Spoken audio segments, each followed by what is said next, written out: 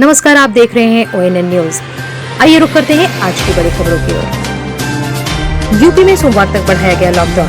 Corona के बढ़ते मामलों के कारण लिया गया फैसला। राजधानी दिल्ली में 24 घंटे में 19,133 नए केस आए सामने, 20,028 मरीज हुए ठीक। यूनिसेफ ने भारत में कोविड की स्थिति को बताया भयानक। कहा, ये हम सभी के लिए चेतावनी की घंटी होनी चाहिए। 2 दिनों में भारत आएगी स्पुतनिक V की 1,50,000 खुराक। जुलाई तक 1 करोड़ का लक्ष्य। महाराष्ट्र में निजी अस्पतालों के लिए ऑक्सीजन संयंत्र लगाना आवश्यक। कोरोना की तीसरी लहर की आशंका पर हाई कोर्ट का निर्देश। 5G ट्रायल में हिस्सेदारी नहीं मिलने से चीन बेचैन। भारत के विकास को लेकर कही ये बात। लखनऊ में ऑक्सीजन खत्म होने का दावा करने वाले अस्पताल के खिलाफ केस दर्ज। राजधानी लखनऊ में ऑक्सीजन तो आई, लेकिन रिफिलिंग के लिए उपकरण नहीं। प्लांट के बाहर लगी लंबी लाइनें। उत्तर रेलवे ने 12 ट्रेनों को 4 से 5 मई तक के लिए किया कैंसिल। राजधानी लखनऊ में कोरोना के सबसे ज्यादा मामले, फिर भी कोविड नियमों की धज्जियां उड़ा रहे हैं लोग। खबरें विस्तार से। राजधानी दिल्ली में पिछले 24 घंटे में कोरोना वायरस संक्रमण के 19,133 नए मामलों की पुष्टि हुई है और 335 मरीजों की मौत हुई। इतने ही समय में 20,028 मरीज ठीक हुए हैं। भारत में कोरोना वायरस महामारी से अब हर दिन रिकॉर्ड नए केस मिल रहे हैं। इतना ही नहीं, मौतों की संख्या में हर दिन इजाफा हो रहा है। महाराष्ट्र, कर्नाटक, यूपी, दिल्ली, केरल और छत्तीसगढ़ जैसे राज्य दूसरी लहर में सबसे ज्यादा प्रभावित हैं। संयुक्त राष्ट्र बाल कोष यूनिसेफ ने भारत में कोविड-19 महामारी की वर्तमान स्थिति को चिंताजनक बताया है। एजेंसी ने कहा है कि भारत में कोविड-19 की भयानक स्थिति हम सब के लिए चेतावनी होनी चाहिए।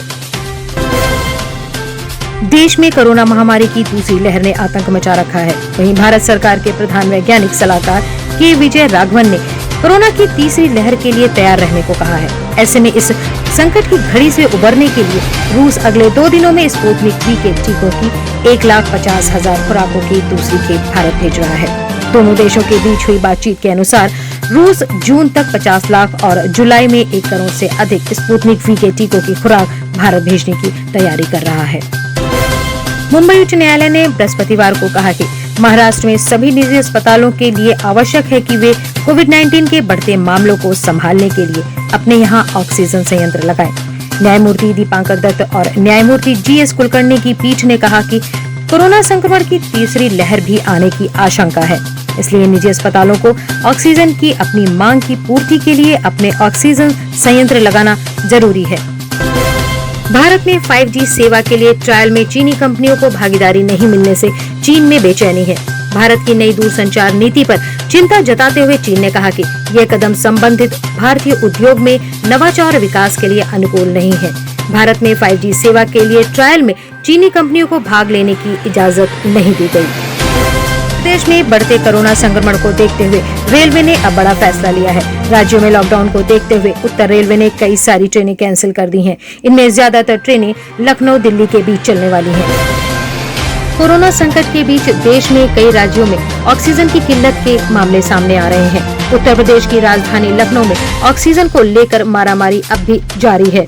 सरकार ने ऑक्सीजन सिलेंडर तो मंगवा लिया है, लेकिन रिफिलिंग करने वाले उपकरणों की गैर मौजूदगी के चलते टैंकर ऑक्सीजन प्लांट के बाहर खड़े हैं। लोग एक सिलेंडर पाने के लिए 3-3 दिन से इंतजार कर रहे हैं।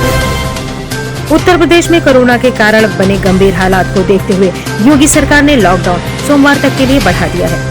अभी तक गुरुवार सुबह 7 बजे तक ही बंद की घोषणा की गई थी, पर स्थिति को मद्देनजर रखते हुए लॉकडाउन बढ़ा दिया गया है।